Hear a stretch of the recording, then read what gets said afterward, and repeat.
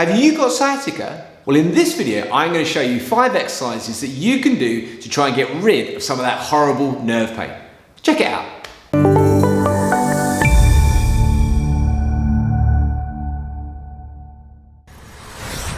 Hey, my name's Simon from Hogan and Mitchell.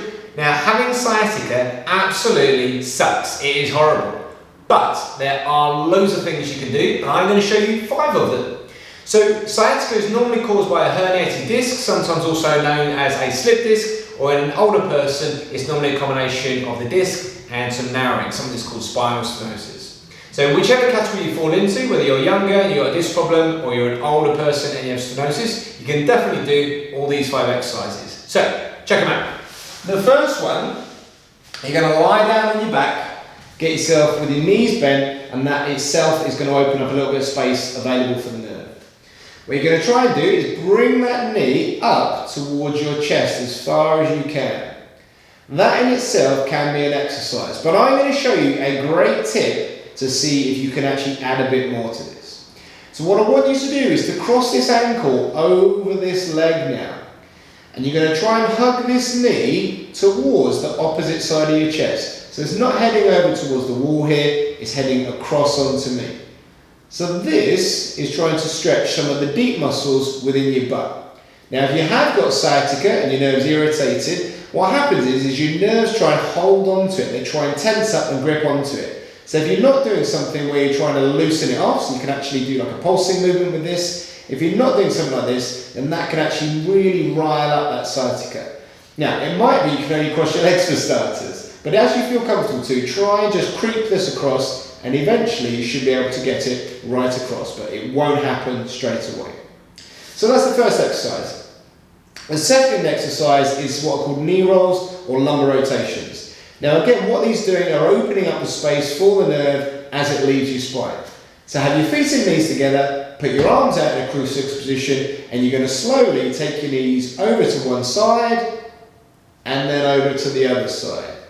Now what you'll generally find is that in the side going away from your symptoms, you should be able to find you can go relatively far, and what you may find is the side going towards the symptom side, it isn't quite so comfortable. So as you go away, what's happening is you're opening up the space for the nerve here, and as you're going down to it, you're making the space a little bit smaller. So don't avoid that side, but it might be you move quite far one way and there's just a short distance the other way. So that's the second exercise. Now the third exercise I'm going to show you is for your hamstring.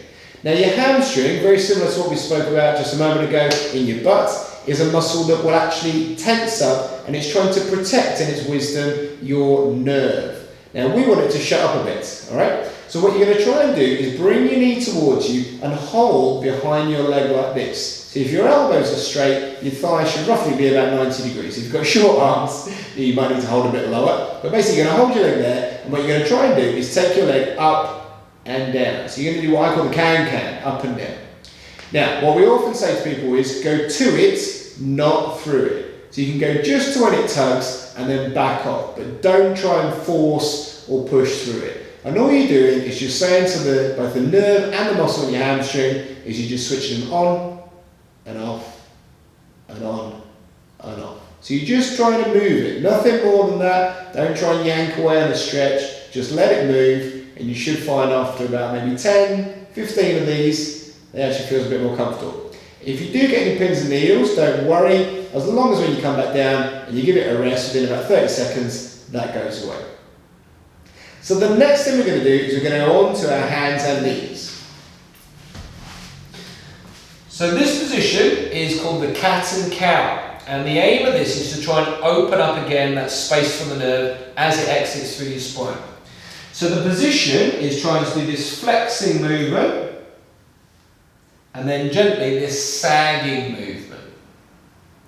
So on the flexing movement, you are flexing your spine, which in a standing position you may be finding painful at the moment, but you should find actually as you sag and you flex that you can get a decent amount of movement.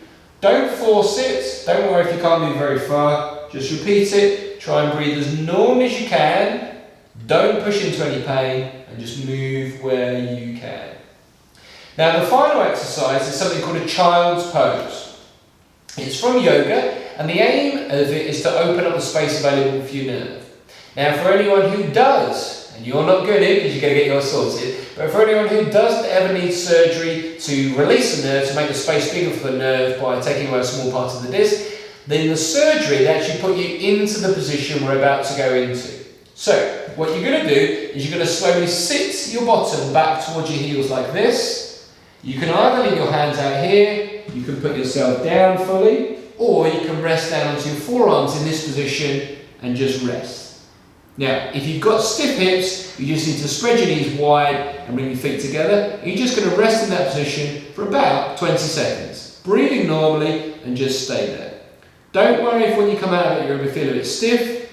You will like it in this position, but it might be a bit sore coming out. Don't let it put you off. So there you are. There's some exercises. All of them are aimed at opening up the space for the nerve, so they should all be helpful. Remember, start off with small amounts of movement, and as you start to feel you're able to do a bit more, then do more.